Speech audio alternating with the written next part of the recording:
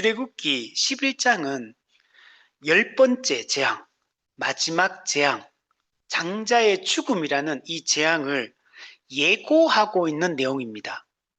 실제로 아직은 이 심판이 실제로 시행되진 않습니다. 11장에서는. 그 뒷부분에 12장에 넘어가서 나중에 실제로 이 장자의 죽음이 이루어지게 됩니다. 11장은 미리 예고하고 있는 내용입니다. 그래서 마지막 이 장자의 죽음 재앙 같은 경우는 그러니까 11장으로 끝나는 게 아니고 11장, 12장에 이 무교절, 유월절 규례, 13장에 또 무교절 규례 막 이렇게까지 이어집니다. 그래서 13장 17절부터 실제적으로 이제 이들이 이제 출애굽하는 내용들을 보여주거든요. 그래서 상당히 11, 12, 13장까지 마지막 재앙에 대한 이야기가 아주 길게 수록되어 있다는 걸 알 수가 있고, 이 마지막 재앙은 그래서 매우 중요한 의미를 가지고 있다라고 할 수가 있습니다.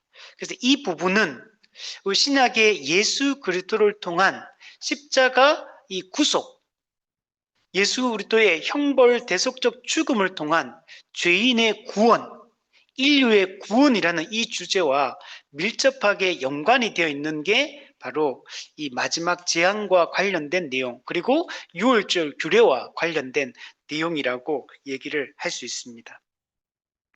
11장 같은 경우는 열 번째 재앙을 예고하고 있는 내용입니다. 하나님의 뜻을 대적하는 자들에게는 하나님이 공의롭게 최종적으로 완성적으로 심판을 시행하시고, 그리고 자기 백성을 향한 구원을 완성하시는 그런 내용을 담고 있습니다. 하나님은 9번의 재앙을 내리셨음에도 불구하고 여전히 완악한 마음을 굽히지 않는 바로와 또 애굽 사람들에게 마지막 재앙을 예고하고 있습니다. 이 마지막 재앙은 이전까지의 재앙과는 좀 차이가 있습니다. 이전까지의 재앙 같은 경우는 단지 어떤 일시적인 고통을 가하는 그런 재앙이었어요. 근데 이 마지막 재앙은 애굽의 근본을 흔드는 그런 대재앙입니다. 애굽의 존립을 위협하는, 근본을 흔들어버리는 이런 대재앙입니다. 하나님은 이 마지막 재앙을 통해 하나님의 능력과 주권을 명백하게 여러분 드러내게 됩니다. 출애굽기 9장 14절의 말씀처럼 온 천하에 하나님과 같은 분이 없음을 명백하게 여러분 드러내게 됩니다. 또한 이 마지막 재앙은 자기 백성을 구원하시겠다는 이 구원의 서막을 알리는 그 역할들을 하고 있는 것을 볼 수가 있습니다. 그래서 이 마지막 재앙 같은 경우는 이제 구원이 실제적으로 시작이 되는 겁니다. 출애굽하게 되고 광야를 거쳐서 하나님 나라인 가나안 땅으로 실제로 들어가게 돼요. 그 가나안 땅이 어떤 땅이었습니까? 젖과 꿀이 흐르는 땅. 하나님의 통치가 이루어지기 때문에 그 젖과 꿀이 흐르는 겁니다. 여러분, 단지 가나안 땅이 이런 광야나 이런 사막보다 환경적으로 물리적 환경이 좋아서 젖과 꿀이 흐른다고 얘기하는 게 아니에요. 우리가 나중에 성경 지리도 좀 공부를 해봐야 되는데, 제가 신대원 다닐 때 3년 동안 공부했던 중에 최고로 저한테 도전이 많이 되고 유익했던 시간이 성경 지리 시간이었어요. 이문범 교수님이라고 성경 지리를, 구약의 신약의 성경 지리를 책으로 이렇게 엮어가지고 모든 성경에 있는 그 지역을 올짜기, 강, 지형, 그 다음에 도시, 이 모든 것들을 지도로 다 만들어 놨어요. 그 제가 막 이렇게 빨간색, 파란색 줄 그으면서 이렇게 하면서 공부하는 게 있거든요. 되게 실제적인 공부예요. 제가 공부했던 중에 최고로 좋았던 그 강의였습니다. 이런 것도 빨리 해봐야 되는데 하고 싶은 게 너무 많네. 성경지는 정말 유익합니다. 한번 들으면 성경에 이게 전체적인 게 눈에 확 들어와요. 이게 그만큼 이 지리나 지형도 상당히 메시지와 밀접하게 연관이 돼 있거든요. 그 지형이나 지도를 이해하면 성경에 보이지 않던 이 하나님의 메시지들을 많이 발견할 수가 있거든요. 자, 어쨌든 간에 그래서 실제로 젖과 꿀이 흐르는 거는 가나안 땅 자체가 정말 물리적으로 좋아서 그런 게 아니에요. 가나안 땅은 여러분 좋은 땅이 아닙니다. 실제적으로. 하나님이 통치하기 때문에 그 땅이 젖과 꿀이 흐르는 땅이고, 하나님의 그 땅은 하나님을 의존하지 않으면 살 수 없는 땅이 이스라엘 땅이에요.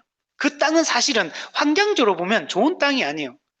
이집트의 이 애굽의 고센 땅이 진짜 좋은 땅이에요. 나일강의 삼각주가 있는 이 땅이 비옥한 땅이거든요. 초생딸지요. 그리고 그 사해바다 맨 끝에 있는 데 어딘지 아십니까? 소돔과 고모라. 소돔과 고모라가 좋은 땅이에요. 그게 아주 아브라함과 롯이 그 땅을 이제 갈라질 때 보세요. 롯이 그 땅을 바로 선택하거든. 왜냐면 요의 동상 같은 땅이야. 너무 좋은 땅인 거. 근데 실제로 이스라엘 땅은 그렇게 좋은 땅이 아닙니다. 근데 이 땅이 젖과 꿀이 흐르는 땅은 하나님이 택한 땅이고 하나님이 함께 하시는 땅이기 때문에 이 땅이 좋은 땅입니다. 여러분, 이 마지막 재앙을 통해 그들은 이 가나안 땅을 향해서 나아갈 수 있는 첫 출발을 하게 됩니다. 그래서 구원의 서막이 열린다라고 얘기를 하는 것입니다. 오늘 본문의 구조를 한번 살펴보면 10절까지 있는데 1절부터 3절까지는 마지막 재앙을 예고하는 내용입니다. 그리고 4절부터 8절까지는 마지막 재앙이 어떤 재앙인지 그 구체적인 내용을 알려주는 게 바로 두 번째 문단입니다. 그리고 세 번째 9절부터 10절까지는 하나님께서 이 마지막 재앙을 내릴 수밖에 없는 이유, 필연적으로 하나님이 이 마지막 재앙을 내릴 수밖에 없는 이유에 대해서 설명해 주고 있습니다. 이 세 개의 문단으로 해서 우리가 내용들을 한번 살펴보면, 먼저 1절부터 3절까지는 마지막 재앙을 예고하는 내용입니다. 하나님께서 모세에게 마지막 재앙을 내리실 거라고 말씀해 주고 있습니다. 내가 이제 한 가지 재앙을 바로와 애굽에 내린 후에야 바로가 너희를 여기서 내보내리라. 바로가 이때 9번이나 재앙을 내렸는데 안 보냈잖아요. 근데 이 한 가지 재앙, 이 마지막 재앙을 얘기하거든요. 한 가지 재앙을 바로와 애굽에 내리면 바로가 이스라엘 백성을 보내줄 것이다 라고 얘기를 하고 있습니다. 출애굽기 12장 12절에 보면 내가 그 밤에 애굽 땅에 두루다니며 사람이나 짐승을 막론하고 애굽 땅에 있는 모든 처음 난 것을 다 치고 애굽의 모든 신을 내가 심판하리라. 그러니까 이 심판은 사람만 치는 게 아니에요. 애굽의 사람도 치고 애굽의 가축도 치고 애굽의 무엇보다 신을 치는 겁니다. 누가 참된 신인가를 명백하게 드러내겠다라고 말씀하고 있어요. 이게 동일한 이야기가 민수기 33장 4절에도 보면 나옵니다. 애굽인은 여호와께서 그들 중에 치신 그 모든 장자를 장사하는 때라 여호와께서 그들의 신들에게도 벌을 주셨더라. 하나님께서 애굽을 치십니다. 그리고 그들의 신들에게도 벌을 내린다. 그래서 하나님은 하나님을 대적하는 모든 존재들, 모든 악한 세력들을 다 근본적으로 물리치시겠다. 그들을 벌하고 그들을 치시겠다. 그리고 하나님이 천하의 상천지하의 하나님이심을 분명하게 드러내겠다. 온 천하의 하나님이시고 열방의 주인이심을 나타내겠다라고 말씀하고 있는 겁니다.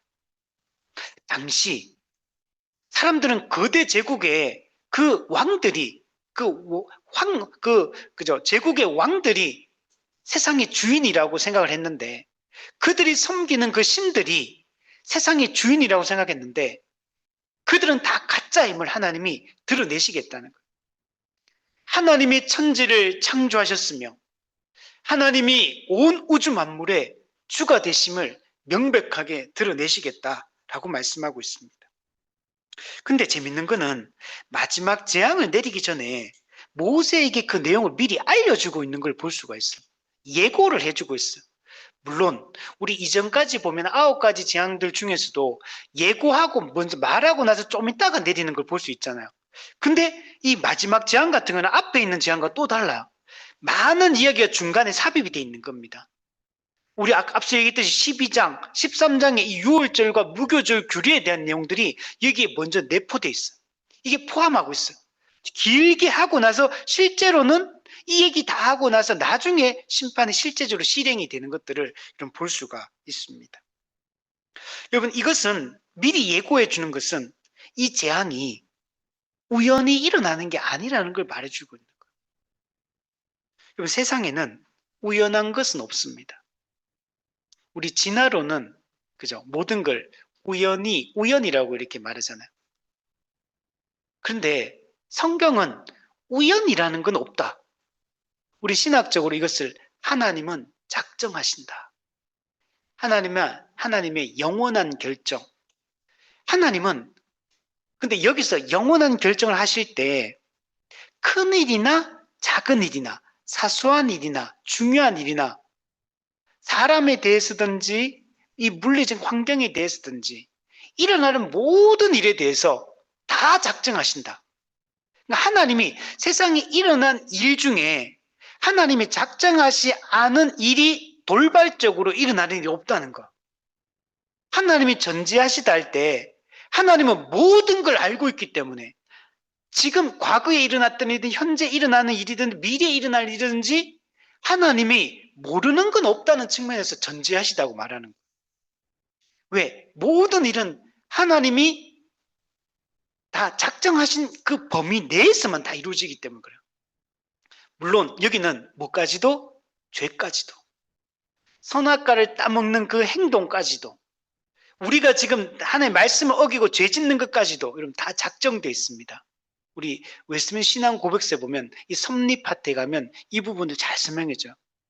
근데 여기서 한 가지 여기서 우리가 주의해야 될 점은 그럼 하나님이 죄의 조성자냐?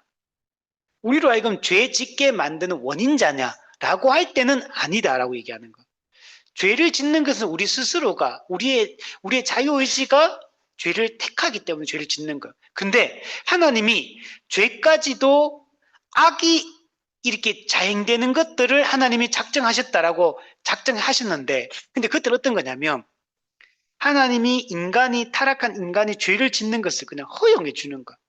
그냥 그 허용적 작정이라고 그래요. 내버려 두시는 거. 그냥 근데 그거는 하나님이 조성자는 아닌 거예요. 죄를 짓는 것을 억지로 막지 않는다는 얘기예요. 그냥 내버려 두는. 그러나 하나님은 다 알고 계십니다. 하나님 허락하셨기 때문에 그 일들이 일어나는 거예요.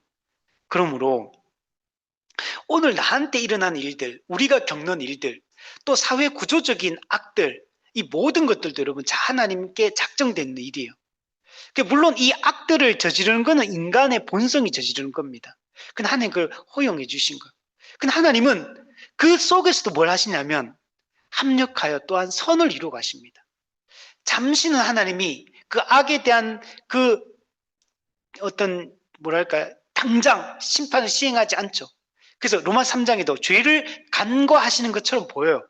근데 하나님이 예수님을 십자가에 못 박는 것을 통해서 죄를 간과하지 않는다는 사실을 하나님이 명백히 드러내십니다. 하나님은 공의로우신 분이기 때문에 죄에 대해서 반드시 심판하시는 분이라는 사실을 드러내시는 거예요. 그러나 우리의 시간표하고 하나의 시간표가 여러분 다르다는 걸 생각해야 돼요. 우리가 생각할 때는 지금 상황이 이렇게 흘러가는 게 최선이라고 우리는 생각이 들어요. 그죠? 근데 하나님은 생각이 다릅니다. 하나님이 말씀하시는 내 생각은 너희 생각보다 높으며 내 길은 너희 길보다 더 높다. 우리 그걸 신뢰하는 그게 믿음입니까? 그래서 우리는 뭐 해야 되냐면 하나님을 신뢰하고 현재를 어떻게 되냐면 인내해야 되는 거예요. 환난은 인내는 연단은 소망을 이루느니라. 로마서 5장 너희는 환난 중에도 즐거워하나니. 이게 성도의 특징이에요. 환난 중에도 즐거워할 수 있는 거. 왜? 그냥 우리 긍정적으로 생각하자, 낙천적으로 생각하자 뭐 이런 겁니까? 그게 아니에요. 하나님의 선한 성품을 생각해 볼 때, 하나님의 그분의 약속의 말씀을 생각해 볼 때, 그 하나님은 그렇게 하시기 때문에 우리가 그것을 신뢰하는 겁니다. 그것을 믿음이라는 겁니다. 지금 보이지 않아요. 지금 당장 내 손에 잡히지 않아요. 지금 당장 내가 원하는 뜻대로 이루어지지 않습니다. 그런데 왜 우리가 하나님을 신뢰할 수 있느냐? 하나님의 선하심을 신뢰하는 것, 하나님의 전능하심을 신뢰하는 것, 그분의 약속을 신실하게 지키는 언약적 신실함을 신뢰하는 겁니다. 하나님은 약속하신 바를 반드시 이루시는 분입니다. 우리 이때까지 지루하게 10가지 제안까지 왔잖아요. 얼마 오래 걸렸어요. 그죠? 10초 걸렸어. 이까지 오는데. 근데 하나님이 결국 이루십니다. 근데 우리가 한 5번째까지 기다리다가 더 이상 못 참겠다. 그럼 어떻게 되겠습니까? 9번째까지 기다렸다가 어떻게 됩니까? 하나님은 10번째 하나님 역사를 이루시는 겁니다. 하나님이 어쩌면요, 우리가 가진 문제가 죽을 때까지 문제 해결 안 될 수도 있습니다. 하나님의 그 뜻일 수 있어요. 하나님이 우리를 빨리 데려가실 수도 있고, 우리가 죽는 순간까지 부자와 거지 나사로 보세요. 거지 나사로는 부자가 안 되고 싶었을까요? 평안하게 살고 싶은 마음이 없었을까요? 근데 거지 나사로도 죽을 때까지 거지 나사로로 삽니다. 그게 하나님 뜻일 수 있는 거. 야고보는 잡혀가 바로 참수형당해서 순교당합니다. 근데 사도 요한은 어떻게 됩니까? 순교 안 당한 유일한 사도거든요. 마지막까지 살다가 이제 죽어요. 노년에. 하나님 뜻이에요. 포로로 끌려갔는데 다니엘은 총리가 되고, 그것도 세 제국의 연달아 연속 총리가 됩니다. 대단한 거 이게. 근데 동시대를 살았던 에스겔 선지자 똑같이 포로 때 잡혀가서 둘 다, 다니엘도 에스겔도 같이 포로로 끌려가요. 둘 다 선지자예요. 한 사람은 총리가 돼서 세계 제국이 바뀌는데도 계속 등용이 돼요. 근데 에스겔은 잡혀가가지고요, 그 노예로서 가장 밑바닥에서 활동합니다. 밑바닥에서 살아요. 에스겔은 끝까지 그렇게 삽니다. 하나님 뜻인 거예요. 그리고 하나님께서 우리를 어떻게 인도하실지 우리 아무도 알 수 없어요. 우리가 열심히 주를 위해 살아도 우리가 생각하는 대로 모든 일이 이루어지지 않을 수 있다는 걸 생각을 해야 돼요. 혹 하나님이 그렇게 우리를 인도하시더라도 우리 감사하고 기뻐하고, 그때도 하나님을 우리가 사랑할 수 있느냐? 말라기 사람들이 하나님 당신이 우리를 언제 사랑했습니까? 이렇게 물어보거든요. 우리가 원하는 대로 안 되면 하나님 우리를 언제 사랑했습니까? 이렇게 우리도 원망할 수 있거든요. 근데 하나님이 사랑하지 않았습니까? 그죠? 말라기 성경에 하나님께서 말씀하세요. 내가 너희를 사랑한다 이러면서 뭐라고 하냐면, 내가 선지 엘리야를 보내주겠다. 내가 언약의 사자를 보내주겠다. 선지 엘리야는 세례 요한을 얘기하고, 언약의 사자는 예수 그리스도를 상징합니다. 그는 구약시대 때부터 계속 고대하고 기다리던 그 일이거든요. 선지 엘리야 이사야에서 말하니까 광야에 주님이 오실 길을 예비하는 자, 그리고 메시아 고난의 종으로서 낙타 타고 베들레헴에 태어나서 오셔서 우리를 구원하실 자, 메시아 다윗의 자손으로 하나님 나라를 완성하실 자, 그걸 계속 약속했는데, 그게 여러분 가장 어두운 때, 말라기 때, 그때 하나님이 선지 엘리야를 보내주겠다는 약속을 재확인하시고 언약의 사자를 보내주겠다는 약속을 하십니다. 그러고 나서 그 약속 주시고 나서 어떻게 되는지 아십니까? 400년 동안 신구약 중간기에 들어갑니다. 하나님 신구약 중간기라는 것은 그 전까지는 하나님이 계속 계시의 말씀을 주십니다. 신구약 중간기 400년 동안은 아무런 하나님이 말씀 안 하시는 때요, 하나님이 침묵하십니다. 그래서 암흑기라고 얘기하는 거예요. 근데 가장 어두운 그때 어떻게 되는지 아십니까? 선지 엘리야가 태어나고 아기 예수가 태어나는 거예요. 가장 어두울 때, 그때 가장 빛이 밝게 빛나는 법이죠. 가장 어두운 때, 그때 이제 그것이 가장 어두운 새벽을 딱 통과할 때, 그때 뭐합니까? 그리고 아침이 태양이 떠오르는 거죠. 우리는 하나님을 여러분 신뢰해야 되는 겁니다. 마지막 한 가지 재앙 이제 내립니다.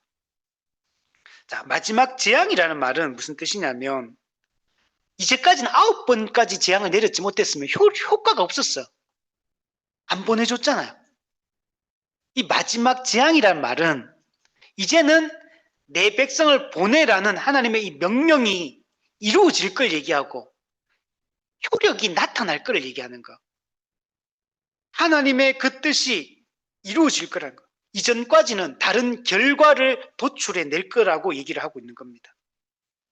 즉 하나님이 언약하신 대로 마지막 재앙을 통해 구속 계획을 완성하실 거라는 걸 보여주고 있는 겁니다. 출애굽기 3장 8절에 하나님 말씀했거든요. 내가 내려가서 그들을 애굽인의 손에서 건져내고 그들을 그 땅에서 인도하여 아름답고 광대한 땅, 젖과 꿀이 흐르는 땅으로 데려가려 하노라. 여러분, 하나님은 우리의 모든 고통과 근심을 알고 있는 분이에요. 하나님은 우리보다 우리 자신을 더 잘 아는 분입니다. 사람은 막 힘들 때가 있잖아요. 내가 왜 힘든지 그 이유를 잘 모를 때가 많아요. 뭔가 힘들긴 힘든데 뭐 때문에 정확히 힘든지 모를 때가 많아요. 근데 하나님은 우리의 근심과 고통과 학대와 박해와 우리의 슬픔과 외로움과 이 모든 것을 다 아시는 분이에요. 우리 그래서 찬양 중 그런 거 있잖아요. 나보다 나를 더 잘 아시는 분. 우리가 고민하는 문제 하나님이 다 알고 하나님이 우리한테 내려가서 우리한테 찾아오시는 겁니다. 여러분 세상의 종교 중에 신이 인간을 먼저 찾아오는 법이 없어요. 모든 행위종교는 어떻습니까? 신이 요구하는 요구 조건을 만족시켜야 돼. 사람이 조건을 만족시킬 때 신이 그에 대한 보상으로서 그 복을 주는 겁니다. 그리고 만약에 신이 요구하는 조건을 맞춰주지 않으면 어떡합니까? 신은 재앙을 내려요. 신이 인간에게. 이게 세상 신이에요. 사람이 근데 우리가 믿는 하나님 어떤 분이에요? 우리가 하나님께 요구했습니까? 도와달라고 요구했나요? 구해달라고 요구했나요? 우리는 도움조차 요청하지 않아요. 아니 하나님께 기대감 자체가 없어요. 하나님이 우리 주변에서 우리에게 다가오시려고 그렇게 애쓰시는데도 우리는 늘 하나님을 외면하던 사람이에요. 하나님을 그냥 모른 채 하는 자들이에요. 하나님은 없다라고 얘기하는 사람들이에요. 하나님을 두려워함이 없는 자예요. 마음에 하나님도 그래 싫어하는 자예요. 우리는 우리의 본성을 따라 그릇 행하여 각기 자기 소견에 오르는 길로 가는 사람이에요. 로마서 5장이 뭐랍니까? 너희가 원수 되었을 때, 너희가 아직 연약할 때, 너희가 아직 죄인 되었을 때, 근데 그분이 먼저 찾아오시는 거예요. 먼저 내려오시는 거예요. 성육신. 그리고 우리를 어떻게 합니까? 우리를 건져내 주십니다. 건져내려면 어떻게 돼요? 값을 치러야 되거든요. 속전을 지불해야 돼요. 예수님이 우리를 대신해서 형벌 대속적 죽음을 속전을 지불하신 겁니다. 그래서 우리를 어떻게 합니까? 우리를 가나안 땅으로 하나님 나라로 인도하겠다는 것. 우리가 받은 은혜가 바로 그런 것입니다. 근데 또 더 재밌는 거는 그리고 구원받고 나서도 우리 어떠냐면 또 이렇게 하나님을 의지하지 않고 하나님을 사랑하지 않고 하나님을 믿지 않고 주님을 잘 따르지 않고 또 내 마음대로 자기 소견대로 하려고 하는 이런 우리의 이 속성을 또 가지고 있는 거. 그런데도 불구하고 어떻게 하십니까? 우리를 끝까지 추적하십니다. 예전에 제가 대학생 때 그 박윤만 교수님한테 들었던 설교인데 하나님은 우리를 추적하시는 추적자다. 우리 옛날에 드라마 중에 추노 있어요. 추노. 도망친 노예를 잡는 그 추노 끈질기게 도망친 노예를 추적하거든요. 잡아가잖아요.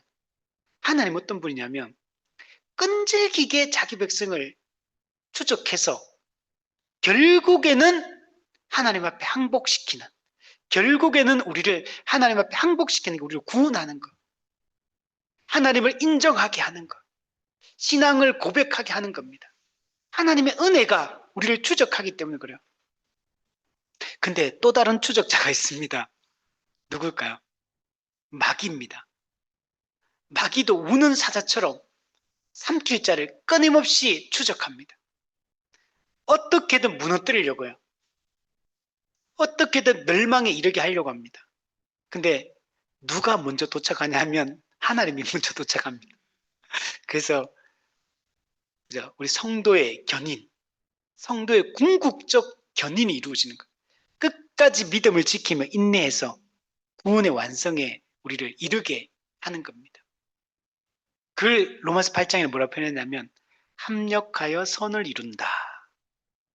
미리 아시고 미리 정하시고 부르시고 의롭다 하시고 거룩하게 하시고 영화롭게 하셨느니라. 과거형으로 써요. 과거. 아직 이루어지지 않았는데. 왜? 영화롭게 하셨느니라. 반드시 그렇게 하나님이 하실 거기 때문에 그냥 과거로 써버리는 거야. 아직 이루어지지 않은 일임에도 불구하고. 야, 좀 얼마나 은혜롭습니까? 이렇게 영화롭게 하실 것이다가 아니에요. 영화롭게 하셨느니라. 이미 하나님 안에서는 이미 다 이루어진 일이에요. 이게 역사적 시점 속에서 이게 시공간 속에서 아직 안 이루어졌을 뿐이지 실제로 이건 하나님이 계획하시고 작정한 거기 때문에 이건 이미 이루어진 일이에요. 우리는 이렇게 받아들여야 되는 거예요. 그리고 하나님은 모세에게 이렇게 말합니다. 바로가 너희를 내보낼 때는 애굽에서 반드시 다 쫓아낼 거다. 이게 재밌지 않습니까? 쫓아내요. 쫓아낸다. 이건 여러분 출애굽기 6장 1절의 성취입니다. 이제 내가 바로에게 하는 일을 네가 보리라. 강한 손으로 말미암아 바로가 그들을 보내리라. 강한 손으로 말미암아 바로가 그들을 그의 땅에서 쫓아내리라. 이전까지 바로가 어떻게 했습니까? 안 보내려고 그렇게 했잖아요. 근데 이 마지막 재앙 때는 바로가 나가라고 쫓아내게 될 거라고 얘기해요. 이제는 더 이상 이스라엘 백성을 붙잡으려고 하지 않아요. 붙잡아 두려고 하지 않습니다. 쫓아낸다. 근데 그래 제가 다른 주석을 보니까 애굽에서 떠나도록 밀쳐낼 것이다. 막 밀어내는 거야. 나가라고 밀쳐낸다. 이걸 타번역본은 어떻게 번역하냐면 세번역은 너희를 마구 쫓아낼 것이다. 쉬운 성경은 완전히 다 쫓아낼 거다. 현대어 성경에는 한 사람도 남기지 않고 다 쫓아낼 거다. 이렇게 번역을 하고 있습니다. 바로의 이전 모습과 너무나 대조적인 모습이에요. 이전에는 어떻게 해서든지 잡아두려고 했어요. 그래서 바로가 처음에 뭐라고 했냐 이렇게 말했어요. 처음에 안 보내겠다 하다가 나중에 자꾸 재앙을 당하니까 네 번째 파리 재앙 때 파리 재앙 당하면 뭐라 그러면 이런 말이다. 이 땅에서 제사 드려라. 애굽을 떠나지는 말고 애굽 땅에서 제사 드리라. 그러니까 모세가 사흘 길 중 광야로 가서 제사를 지내겠다. 이렇게 얘기하니까 바로가 뭐라 하냐면 너무 멀리 가지는 마라. 또 이렇게 또 얘기해요. 그리고 여덟 번째 메뚜기 재앙 때 뭐라고 하냐면 재앙 당하고 나서 너희 장정만 가라. 즉 성인 남자만 가라 이거예요. 성인 남자들만 가고 나머지는 여기 그대로 있어라. 이렇게. 그리고 아홉 번째 흑암 재앙에서 이렇게 말해요. 양과 소는 머물러 두고 너희 어린아이들은 데리고 가라. 이렇게 또 얘기합니다. 그러니까 아홉 번째 재앙까지도 내보낼 마음이 없는 거. 그런데 마지막 열 번째 재앙을 통해서는 확실하게 하나님께서 그 마음을 바꾸는 것들을 볼 수 있습니다. 출애굽기 3장 19, 20절에 보면 이 말씀이 최종적으로 성취가 됩니다. 강한 손으로 치기 전에는 애굽 왕이 허락하지 않겠지만 내가 여러 가지 이적으로 치면 그가 너희를 보낼 것이다 라고 했던 출애굽기 3장은 어떤 본문이냐면 모세를 부르시는 소명 장면이에요. 그때 처음에 모세를 부를 때 아직 모세도 그때 준비 안 됐던 때예요. 모세도 나는 입이 뻣뻣하고 말이 둔하고 못한다, 할 수 없다고 막 주저하고 막 빼고 막 그럴 때요. 근데 하나님은 모세를 부르는 그 처음 시점부터 하나님 뭐라고 말했냐면 애굽을 칠 것이고 애굽이 바로가 너희를 내보내 줄 거다. 이 약속이 실제로 성취되는 거예요. 여러분 처음에 모세가 이 얘기 들었을 때 모세의 마음에 어떤 생각이 들었을까? 믿어졌을까요 이게? 그때는 애굽 왕 바로가 그죠? 아주 견고하게 서 있는 때요. 이스라엘 백성들 이 얘기할 때 믿었을까? 믿기가 어려워. 경험적으로 믿기가 어려워. 이제까지 우리가 경험했던 거는 대제국의 이 왕들이 온 세상을 지배하고 있는 때요. 그 권세가 아직도 얼마나 센지 몰라. 어떤 나라가 지금 분열이 돼가지고 막 나라가 외환을 입고 또 내부적인 그 분열 때문에 나라가 애굽이 막 갈라져 있는 때가 아니에요. 지금 이때는.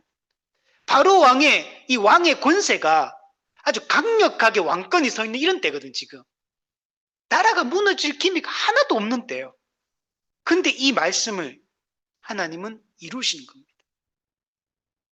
여러분 하나님이 우리에게 하신 약속들이 우리 눈에는 이게 이루어질 것 같지가 않아. 도대체가 내 삶에 구원의 빛이 언제 비출지 그냥 답이 없어. 이렇게 생각해보고 저렇게 계산기를 두드려봐도 답 자체가 안 나와요. 근데 하나님은 구원을 약속하시고 하나님은 하나님의 방법으로 구원을 이루어 가신다는 걸 우리가 믿어야 됩니다. 우리가 생각하는 방식과 다릅니다. 하나님의 생각은 우리의 생각보다 더 높아요. 하나님의 계획은 우리가 상상치도 못했던 그런 방식으로 하나님의 역사는 이루어집니다.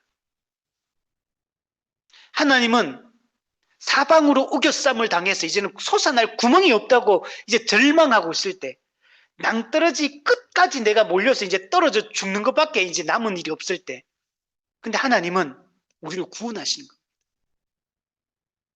이스라엘 땅 우리 예전에 아까 얘기했잖아요. 성경 지리 공부할 때 이스라엘 땅이 진짜 그런 땅이에요. 이스라엘 땅은 비가 안 내리면 못 사는 땅이에요. 이스라엘 땅은 강수량이 많지가 않습니다. 그 땅 자체가 이게 준사막지대. 바위가 많고 돌이 많고 그 산 보면 이스라엘 산 보면 약간 이렇게 나무가 많지가 않습니다. 그래서 우기 때 비가 충분히 안 내리면 우기 때 비가 한꺼번에 내립니다. 한꺼번에 내리면 갑자기 와디라는 강이 생겨요. 그 강이 생기고 그 강물이 이제 그 요단강 그다음에 사해바다 이쪽으로 그 강이 있잖아요. 사해바다하고 그 물이 이제 흘러가지고 거기 이제 땅 속에 이제 물이 어느 정도 고여 있는 거예요. 그러면 그게 어떻게 되냐면 바깥에는 물이 별로 없어요. 여러분 요단강 그냥 또랑이에요. 또랑. 요단강이 큰 강이 아닙니다. 여러분. 우기 때만 그게 물이 넘치지 딴 때는 그냥 작은 우리나라 하면 냇가 같은 거예요. 물이 별로 없어. 근데 이스라엘 땅이 생존할 수 있는 유일한 이유는 뭐냐면 우물이 마르지 않기 때문에 가능한 거예요. 근데 우물이 왜 마르지 않냐면 우기 때 물이 충분히 내려야 돼. 비가. 그리고 그 비가 정상적으로 내려서 땅속에 물을 머금고 있어야 돼요. 그게 우물을 통해서 물을 길어 먹는 거거든요. 근데 그 우기만 가지고도 안 돼요. 뭐가 필요하냐면 매일 아침마다 이슬이 내려야 돼. 이슬 때문에 우물이 안 마르는 거예요. 근데 하나님이 이스라엘 백성을 심판하실 때 항상 보면 비와 이슬을 안 내리게 해요. 그러면 이스라엘 땅은 죽는 겁니다. 가뭄이 어떤 때는 그런 때예요. 그냥 이게 양식이 없는 정도가 아니고 마실 물이 없어져 버려. 그래서 이스라엘 백성들이 나중에 그 기근 때 보면 애굽으로 내려가고 자꾸 딴 데 가잖아요. 그 진짜 그 못 사는 상황이 됐기 때문에 그래요. 근데 하나님 뭐라 그러십니까? 그 땅을 떠나지 말라. 가나안 땅을 떠나지 말고 이곳에 머물러 있으라고 얘기하죠. 하나님은 의존하게. 그래서 이스라엘 땅은 어떤 땅이냐? 사방이 다 막혔어. 근데 하늘은 뚫려 있는 거. 하나님께 손을 들고 기도하라는 거. 하나님을 의지해야만 살 수 있는 땅. 이거는 만나 신학을 통해서도 우리에게 보여주고 예수님이 일용할 양식을 구하라는 말씀을 통해서도 우리에게 보여주고 있어요.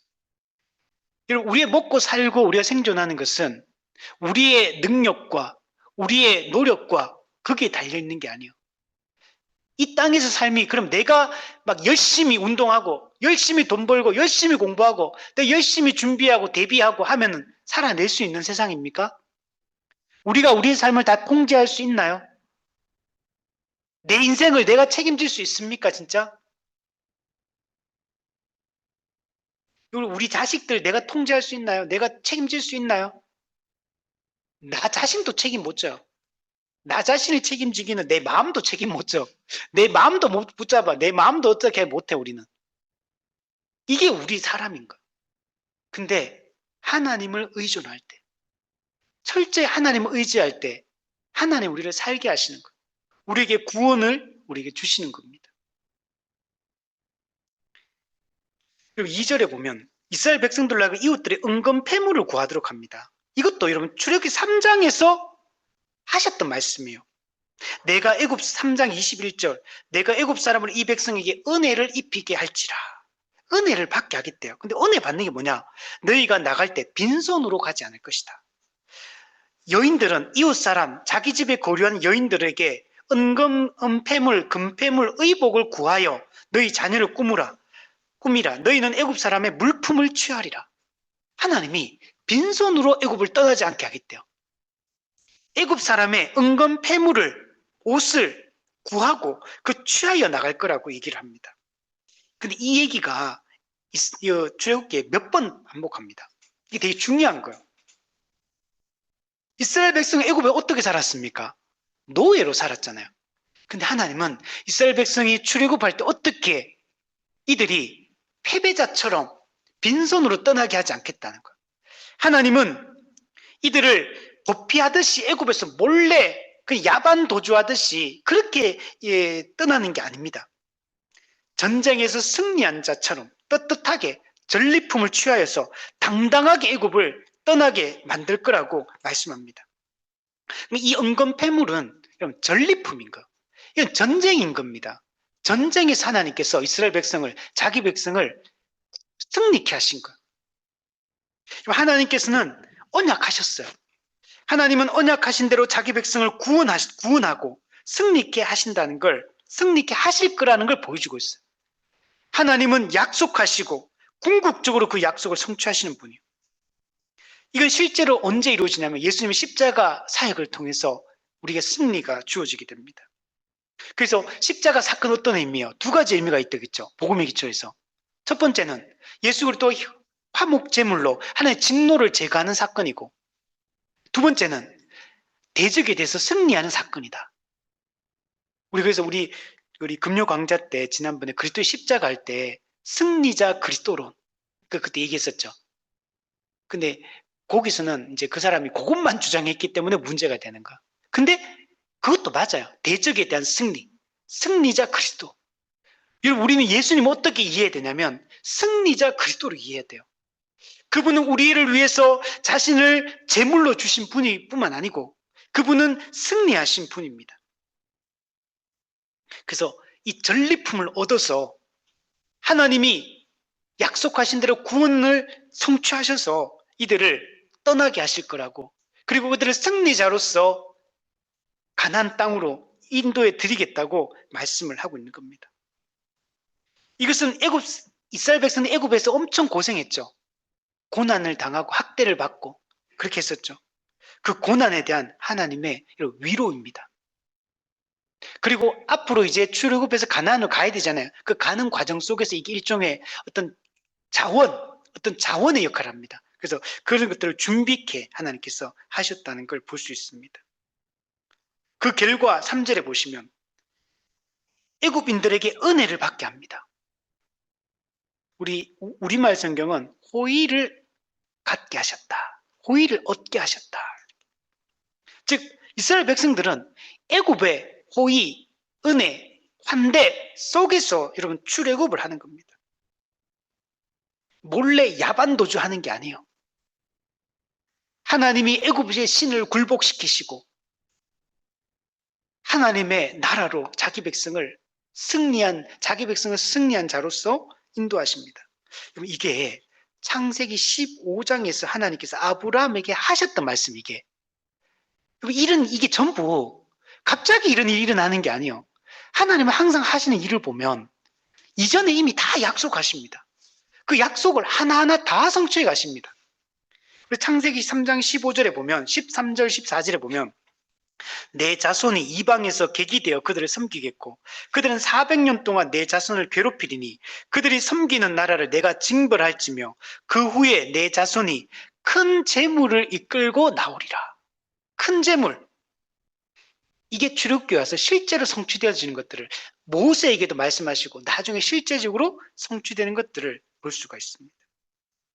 노예 민족에 불과했던 이스라엘을 하나님은 자신의 언약에 근거해서 전쟁에서 승리한 자처럼 명예를 얻게 하시고 재물을 얻게 하시고 그들을 승리자로서 하나님은 가나안 땅으로 인도하신다는 걸 볼 수 있습니다. 그래서 애굽 사람들의 눈에 모세가 어떻게 비치냐면 아주 위대하게 보이기 시작합니다. 모세는 어떤 사람이에요? 하나님의 대리자거든요. 하나님은 자신의 대리자 모세를 애굽인들에게 다른 번역은 매우 위대한 인물로 보이게 만들었다. 여러분, 누가 우리를 높여주십니까? 하나님이 우리를 높여주시는 거예요. 우리 성경에 보면 그렇죠. 낮은 자를 높여주시고 낮은 자를 높여주시는 분은 하나님이십니다. 내 힘과 능력으로 내 의지로 나를 높이는 게 아니에요. 높아지고자 하는 자는 오히려 낮아질 것이라고 말씀합니다. 자기의 경험을 의지하고 자기 힘을 의지하고 살아가는 자는 오히려 낮아질 것이고 하나님을 의지하는 자는 하나님이 높여주실 것입니다. 여러분, 이거는 출애굽기 7장 1절의 성취예요. 이것도 하나님 뭐라고 말하는 줄 아세요? 내가 너를 바로에게 신같이 되게 하셨은즉 바로와 애굽 사람들에게 신처럼 보이게 만들겠다고 하나님 말씀, 모세를. 하나님은 그렇게 하신 분이에요. 여러분, 하나님을 우리가 믿고 의지하면 하나님이 우리를 높여주실 겁니다. 물론 이게 이제 세상적인 어떤 세속적인 의미는 아닙니다, 여러분. 그럴 수도 있고 세상적으로도 그럴 수도 있고 아닐 수도 있고, 그러나 하나님은 우리를 높여주시고 칭찬 듣게 칭송받게 하실 것이고 우리를 세상 사람들 의지하게 할 거야. 세상은 여러분 답을 찾고 있거든요. 답을 못 찾아요. 그런데 답이 없기 때문에 세상에는 오직 예수 그리스도 안에만 답이 있기 때문에 그 인생의 답을 교회만이 제공해 줄 수 있거든요. 그래서 교회를 하나님은 세상 사람들에게 높여주실 겁니다. 이거는 모세의 개인적인 능력이 아니에요. 주권적인 은혜로 자기 일꾼을 부르시고 그 사명을 감당할 수 있도록 능력을 주시는 하나님에 의해서 여러분 이루어지는 일입니다. 고린도전서 1장 26절 28절 너희를 부르심을 보라. 육체를 따라 지혜로운 자가 많지 않고 능한 자가 많지 않고 문벌 좋은 자가 많지 않다. 그러나 하나님께서는 세상에 미련한 것들을 택하사 지혜 있는 자들을 부끄럽게 하시고 세상에 약한 것들을 택하사 강한 것들을 부끄럽게 하시고 세상에 천한 것들과 멸시받는 것들과 없는 것들을 택하사 있는 것들을 폐하려 하신다. 그래서 구약부터 신약을 보시면 하나님이 쓰시는 사람들 보면요 다 약점을 가지고 있는 사람들이에요. 족장들 보시면 다 약점이 많아요. 사사들 보시면 약점이 정말 많습니다. 나중에 사사기도 난 설교를 해야 되는데 사사기 보면 정말 재밌어요. 사사들의 특징을 보면 하나님이 어떻게 일하시는지가 명백하게 드러납니다. 선지자들 다 약점이 많아요. 왕들 약점이 많아요. 12제자 약점이 많아요. 그런데 하나님은 그들을 통해 그들에게 말씀을 맡기시고 그들에게 하나님 나라의 운명을 그들에게 맡기신다는 걸 볼 수 있습니다. 하나님은 약한 자들을 들어서 하나님의 일을 이루시는 것을 볼 수 있습니다. 4절, 8절 보시면 구체적으로 어떤 재앙을 내리는지 얘기해 주고 있습니다. 하나님께서 밤중에 애굽에 들어가실 거라고 말합니다. 이제까지 9가지 재앙을 보면 하나님이 모세와 아론을 통해서 재앙을 실행하는 걸 볼 수 있거든요. 근데 이 10번째 재앙은 하나님이 직접 친히 실행하실 것이라고 말씀하고 있어요. 내가 애굽 가운데로 들어가겠다. 하나님께서 직접 이렇게 하겠다. 이것은 어떤 의미를 가지냐면 이 재앙은 최종적인 심판이 될 것이다. 그리고 하나님의 구원 약속을 완성하는 심판이 될 것이고 이 재앙의 효과는 반드시 나타나게 될 것이다. 구원을 성취할 거다. 완전하게 이룰 거다라는 것들을 보여줍니다. 근데 안에 언제 들어가냐면 밤중에 들어갑니다. 밤중에. 근데 이 밤이 언제 밤이냐면 출애굽기 12장에 보면 이 밤은 유월절 어린 양을 잡는 그 밤이에요. 니산월 14일 저녁. 이 유월절 어린 양을 잡는 그리고 그 피를 문 임방과 설주에 바르는 그 밤에 하나님이 그러니까 이 날 어때요? 이스라엘 백성에게는 구원의 날이에요. 그 피가 발라져 있으면 재앙을 내리는 천사가 넘어갑니다. 넘어간다. 이걸 유월이라고 유월. 영어로는 패스오버. 넘어간다. 재앙이 넘어간다는 거야. 뭐 때문에? 그 피 때문에. 유월절 어린 양의 피 때문에. 근데 반면에 그 밤에 어떤 일이 나냐? 애굽에는 어떤 일이냐? 장자의 죽음. 바로 왕의 장자가 죽고 몸종 모든 그 천한자들의 장자가 죽고 가축의 첫 새끼가 다 죽게 될 거예요. 너무나 대조적인 밤이요. 심판이 완성되는 그 날이 구원이 완성되는 그 날이에요. 하나님의 구원이 완성되는 그 날이 심판이 완성되고 하나님의 뜻이 성취되는 날이 될 거라고 말하고 있어요. 그리고 그 다음 날 여러분 어떻게 되냐면 애굽을 떠나게 됩니다. 출애굽을 하게 됩니다. 그들이 근데 어떻게 보면 누가 죽냐면 다 죽는다. 다라는 게 강조돼요. 다 죽어요. 그리고 반드시 다 죽어요. 위에 있는 최고 권력의 정점에 있는 자들부터 시작해서 가축까지 애굽에 속한 모든 것들, 세상에 속한 모든 자들, 하나님을 대적하는 모든 자들은 다 죽음이 찾아오게 될 겁니다. 여러분, 가부장적 사회에서 장자라는 게 얼마나 중요한 존재인지 몰라요. 가게를 잇는 계승자고 한 가문을 대표하는 자예요. 우리나라도 옛날에 보세요. 그 아들, 장자, 얼마나 그게 귀합니까? 우리 조선시대 왕들도 보면 누굽니까? 세자, 그죠? 처다들, 얼마나 중요합니까? 그리고 막중한 책임이 있기 때문에 우리도 옛날에 법적으로 어떻게 합니까? 재산 물려줄 때도 장자한테는 2배로 주는 거예요. 더 많이 주는 거예요. 물론 지금은 이제 달라졌지만. 그만큼 이 장자가 가진 권위, 이거는 대단한 겁니다.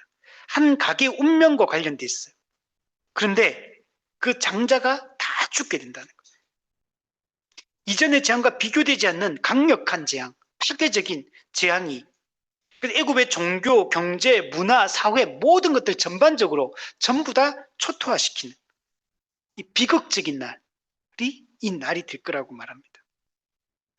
하나님은 애굽인들이 신뢰하고 아끼고 소중히 여기던 그 모든 것들에 철퇴를 가하시고 애굽의 삶 전체를 심판하시고 하나님을 대적하는 애굽을 근본적으로 뿌리 뽑겠다고 하나님이 말씀하고 있는 겁니다.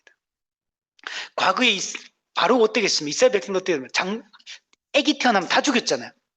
남자 애기 태어나면 다 죽였잖아요. 근데 하나님 어떻게 하십니까? 애굽의 장자를 다 죽이시겠다. 자신의 백성을 박해했던 그 악함에 대해서 공의로운 심판을 내리겠다 말씀합니다. 여러분, 궁극적으로 악에 대한 심판, 하나님을 대적하는 자들에 대한 궁극적 심판이 언제 이루어지냐면 예수님 재림 때 이루어집니다.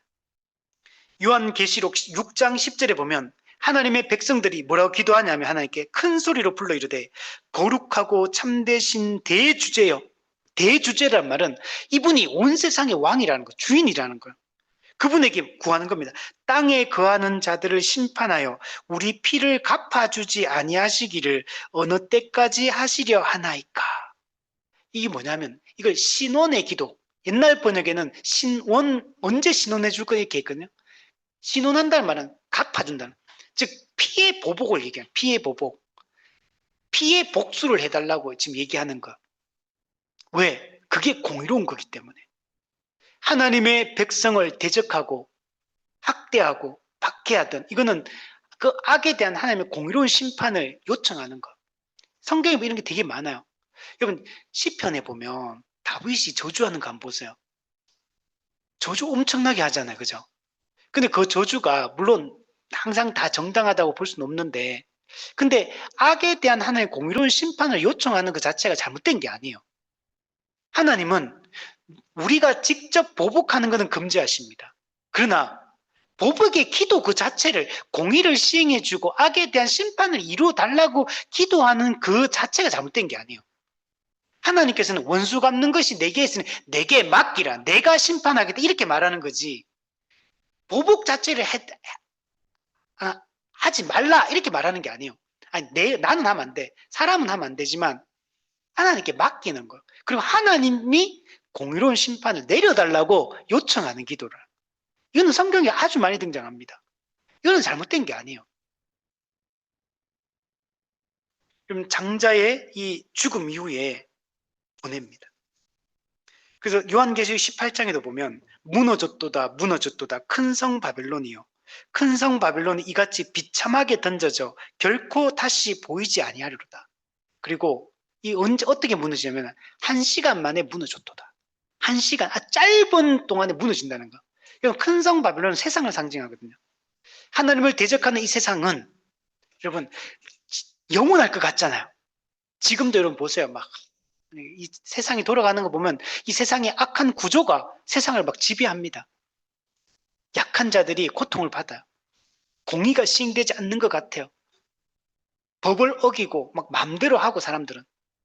그리고 막 그냥 악하게 자기 이익을 챙기고 이렇게 하는 게 지혜로운 것처럼 보여요. 세상은. 그리고 우리 성도들에게도 마귀는 끊임없이 너희도 똑같이 해라. 바보같이 그렇게 하면 남들은 다 저렇게 이게 자기가 잘 챙기는데 너희들은 바보같이 못 챙긴다. 발 빠르게 움직이라. 발 빠르게. 너희도. 아니면은 이러잖아. 국가의 돈은 눈먼 돈이다. 먼저 차지하는 놈이 임자다. 이런 세상으로 막 살잖아. 여러분 우리는 너무 그러면 안 돼요. 그리스도인은 느긋하게. 내가 못 가지면 남이 가지는 거. 하나님이 우리한테 주실 거면 우리한테 주시는 거. 그걸 내가 잃어버리고 놓친다고 생각하면 안 돼요. 그걸. 하나님이 우리를 다스리고 하나님이 우리를 인도하신다는 걸 믿어야 돼요. 아깝게 놓쳤다. 이런 거 없습니다, 여러분. 하나님이 다 이끄시는 거예요.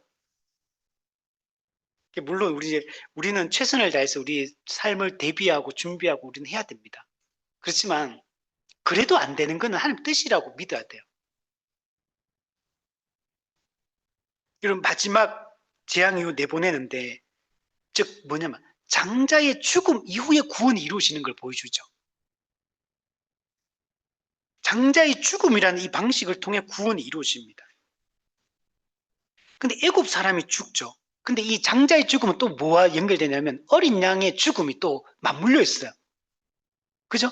마지막 재앙은 애굽의 장자가 죽죠. 근데 이거는 또 유월절 어린 양의 죽음과 연결이 돼 있어요. 그래서 장자의 죽음을 통해 구원이 이루어진다는 걸 좀 보여줍니다. 출애굽기 34장 20절에 보면 나귀의 첫 새끼는 어린 양으로 대속할 것이요 내 아들 중 장자는 다 대속할지며. 그러면 이스라엘 백성들은 장자가 안 죽었잖아요. 원래는 죽어야 되거든요. 근데 안 죽었어. 하나의 은혜로. 그럼 어때요? 이스라엘 백성은 장자를 대속해야 됩니다. 속전을 지불해야 돼. 장자에 한 명당 이렇게 뭐 어린 양 한 마리를 드리든지 하나님께 드려야 돼. 이게 대속을 하라고 얘기해요. 근데 이거는 원래는 우리가 대속해야 돼. 근데 이 대속을 누가 해주시냐면 유월절 어린 양 예수 그리스도께서 대신 대속 제물로 죽는 겁니다. 그래서 우리는 이 장자의 죽음은 예수 그리스도의 대속적 죽음과 밀접하게 연관된 내용인 거예요. 그럼 구원이라는 것은 생명은 죽음을 통해서만 올 수 있는 거예요.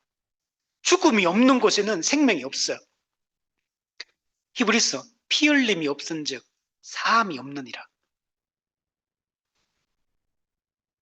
그래서 이 어린 양 피를 바르는 자마다, 믿는 자마다 구원을 받게 돼. 그러나 반대로 애굽은 전무후무한 큰 부르짖음이 있을 것이다. 이 큰 곡성. 여러분, 애굽인들은 장례식 때 크게 울입니다. 울어요. 마지막 지금 여기 보면 큰 애굽 사람 곡성이 있다. 전무후무한 부르짖음이 있을 거라는 거예요. 여러분, 이 부르짖음은 원래 누가 부르짖는 이런 부르짖음이 있냐면 이스라엘 백성들의 애굽의 학대 때문에 부르짖었거든요. 곡성이 있었어요. 우리 출애굽기 2장 23절 여러 해 후에 애굽 왕은 죽었고 이스라엘 자손은 고된 노동으로 말미암아 탄식하며 부르짖으니 그 고된 노동으로 말미암아 부르짖는 소리가 하나님께 상달된지라. 고통으로 인해 부르짖던 자들은 원래 누구냐면 이스라엘 백성들이었어요. 근데 하나님 어떻게 합니까? 이제는 애굽에게 큰 부르짖음을 그들의 큰 곡성이 들리게 하나님 만드시는 겁니다. 그리고 자기 백성 어떤지 아십니까? 즐거워하게 해요. 즐거워하게. 하나님 어떤 분이냐? 우리의 슬픔을 변하여 기쁨이 되게 하시는 분이에요. 우리의 곡성을 변하여 즐거워하게 하시는 분입니다. 여러분, 이스라엘 백성은 아무 해도 입지 않는다 그래요. 7절에 보면. 너무 대조적이죠. 큰 곡성이 한쪽에는 들리는데 한쪽은 아무 일도 안 일어나요. 사람, 짐승, 개 한 마리도 혀로 움직이지 않는다. 그럼 개는 어떤 거냐면 개는 청각이 엄청 밝아요. 후각도 엄청 밝아요. 그래서 개는 소리나 냄새가 딱 나지 않아요. 제일 먼저 반응합니다. 우리 그 유튜브 이런 데 보면 사람은 밝게 있거든요. 근데 개는 갑자기 주인하고 놀다가 갑자기 귀를 쫑긋 세우면서 뭔가를 바라보고 뭔가 딱 반응을 합니다. 청각과 후각이 뛰어나기 때문에 그래요. 즉 뭐냐? 개는 이 혀를 움직이는 것도 부르짖는 걸 얘기해요. 울부짖는 거. 개가 짖는 걸 얘기합니다. 언제 짖냐? 뭔가 문제가 있으면 짖어요. 문제 없으면 어떻게 해요? 가만히 있어요. 개가. 문제가 생기면 짖고 문제가 없으면 안 짖어요. 여러분, 애굽에는 개가 짖어요. 왜? 고난이 왔으니까. 재앙이 내리니까. 근데 이스라엘 백성 어때요? 딱 하나님 구별해서 보호하십니다. 개가 혀조차 안 움직인대. 그 말은 지금 애굽에는 큰 곡성이 들리고 있는데 거기에 대조해서 하나님 자기 백성들은 너무나 고요하고 너무나 평온하고 너무나 안전한 상태에 있기 때문에 완전한 하나님의 보호가 임하고 있기 때문에 개가 혀조차 움직이지 않는다. 이렇게 말하는 거예요. 요한복음 16장 33절 너희로 내 안에 평안을 누리게 하려 함이라. 세상에서는 너희가 환난을 당하나 담대하라. 내가 세상을 이겼노라. 우리는 궁극적으로 예수 그리스도의 승리 때문에 우리는 참 평안을 누리는 자예요. 여러분, 이 성경에서 말하는 샬롬, 헬라어로는 에이레네, 이거 어떤 건지 아십니까? 그는 폭풍우 속에서 느끼는 평안함을 얘기하는 거예요. 세상에 이 혼란하고 아주 분주하고 아주 복잡하고 아주 시끄럽고 문제투성인 세상, 이 세상의 한복판에 우리가 살고 있는데 그런데도 거기서 나는 고요한 거예요. 태풍의 눈 있잖아요. 세상은 죄로 말미암아 비참함과 고통이 있어요. 막 바람이 불고 그죠? 막 날리고 모든 더러운 찌꺼기들이 다 바람 속에 있어. 태풍의 눈은 어때요? 그 태풍의 그 한 중앙에 있는데 너무나 고요하고 맑은 거. 우리 그리스도인들은 이 세상에서 그렇게 사는 자들이에요. 세상은 죄로 말미암아 그 비참함과 고통이 끊이지 않는 곳이에요. 억울한 일이 있고 문제투성이고 하나의 문제가 해결 또 다른 문제가 발생하고 그러나 샬롬을 누리는 거, 에이레네를 누리는 거, 이게 우리 성도들입니다. 그래서 8절 보세요. 바로의 모든 신하가 내보내달라고 간청하게 됩니다. 빨리 나가라. 떠밀어내요. 그리고 모세 앞에 어떻게 합니까? 막 절합니다. 모세의 그 권위가 어떻게 되면 세워져요. 모세의 권위는 하늘을 찌를 듯합니다. 바로와 애굽의 모든 신하들이 이제 모세 앞에 무릎을 꿇게 됩니다. 이 모세 앞에 무릎을 꿇는 것은 하나님 앞에 무릎을 꿇는 것과 같은 겁니다. 여러분, 신격화되었던 바로의 명예는 처절하게 추락하게 됩니다. 바로의 신하들 보시면 처음에는 인정하지 않아요. 막 요술 부리면서. 근데 어떻게 됩니까? 나중에는 세 번째 재앙 때 이는 하나님의 권능입니다. 이렇게 말해요. 여덟 번째 메뚜기 재앙 때 어느 때까지 이 사람들 우리의 함정이 되니까 이 사람들을 보내어 여호와를 섬기게 하소서. 왕은 아직도 애굽이 망한 줄 알지 못합니까? 이렇게 말했거든요. 근데 이제는 어떻게 합니까? 이제는 빨리 나가라고 내보내게 될 것이고 모세 앞에 무릎 꿇게 하십니다. 하나님은 세상으로 하여금 하나님 백성들 앞에 무릎 꿇게 하십니다. 초대교회가 그 초월적 삶을 통해 세상이 그 교회 앞에 무릎을 꿇는 것들을 볼 수 있죠. 하나님이 교회를 높이십니다. 모세는 나가면서 심히 노하여 나갔다 이렇게 얘기합니다. 심히 노합니다. 왜? 바로가 계속 약속을 이행하지 않았거든요. 그리고 계속 압박하고 위협했거든요. 그래서 모세가 이제 마지막으로 이제 심히 노하여 이제 의분을 터뜨립니다. 그리고 이제 나갑니다. 이거는 여러분 선전포고입니다. 선전포고. 그리고 이제 다시는 만나지 않습니다. 우리 9번째 마지막 때죠. 네가 다시 내 얼굴 보면 내가 너 죽여버리겠다. 그러니까 모세가 다시 볼 일 없을 거다. 이렇게 얘기했잖아요. 실제로 이제 하나님 보전. 이 말은 이때까지 하나님은 애굽과 바로에게 회개할 기회를 계속 줬거든요. 이제까지. 근데 이제 회개하고 돌이킬 수 있는 마지막 끈이 끊어지는 겁니다. 이제 남은 거는 이제 심판밖에, 죽음의 심판밖에 남지 않은 겁니다. 여러분, 모세는 과거에 소명을 회피하던 자예요. 말에 능치 못하다, 입이 뻣뻣하다, 혀가 둔하다. 근데 지금 보세요, 모세가. 얼마나 담대하고 얼마나 확신에 차 있으며 자기가 무엇을 해야 되는지, 자기가 누구인지, 자기가 어떤 존재인지를 정확하게 알고 있어요. 담대하게 선포합니다. 그리고 이제 모세는 하나님의 백성을 끌고 가나안으로 갈 수 있는 준비가 되었음을 보여주고 있는 겁니다. 그리고 마지막 9절 10절 마지막 재앙을 내릴 수밖에 없는 이유를 설명합니다. 아까 했지만 11장은 마지막 장을 예고하는 장면이에요. 실제로 12장에 넘어가서 나중에 심판이 시행됩니다. 이렇게 말합니다. 9절 10절은 이런 내용이에요. 하나님께서 내보내라 했는데 바로가 계속 말을 안 들어요. 그래서 하나님 어쩔 수 없이 이제 심판을 내릴 수밖에 없다는 거 얘기를 하는 거.